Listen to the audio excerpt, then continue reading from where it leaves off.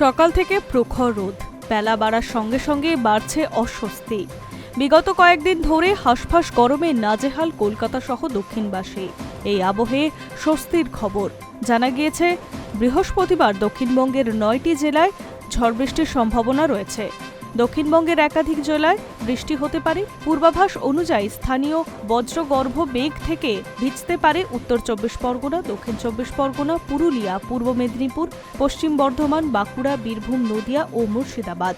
এই জেলাগুলিতে বজ্রবিদ্যুৎ সহ বৃষ্টির পাশাপাশি 40 থেকে 50 কিলোমিটার গতিবেগে ঝোড়ো হাওয়া বইতে পারে। বৃহস্পতিবারের পর শুক্রবার দক্ষিণবঙ্গের এই জেলাগুলিতে বৃষ্টি হতে পারে। সেই সঙ্গে ভিজতে পারে কলকাতা, হুগলি, হাওড়া, পশ্চিম মেদিনীপুর। তবে বৃহস্পতিবার ও শুক্রবার দক্ষিণবঙ্গের একাধিক জেলায় বৃষ্টিপাতের পূর্বাভাস থাকলেও আর্দ্রতাজনিত অস্বস্তি বজায় থাকবে বলে জানিয়েছে আলিপুর আবহাওয়া দপ্তর।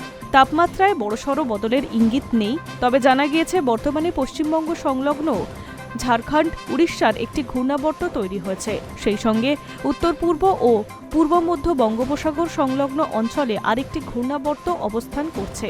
এর জেরে রাজ্যে প্রচুর পরিমাণ জলীয় বাষ্প প্রবেশ করছে। ইতিমধ্যেই উত্তরবঙ্গে ঝড় বৃষ্টি চলছে।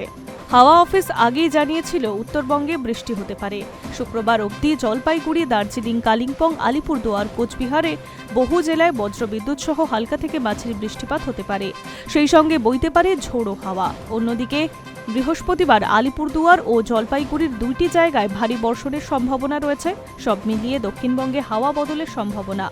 হাঁসফাঁস গরমের মাঝেই দক্ষিণবঙ্গের 9টি জেলায় বৃষ্টি নামতে পারে।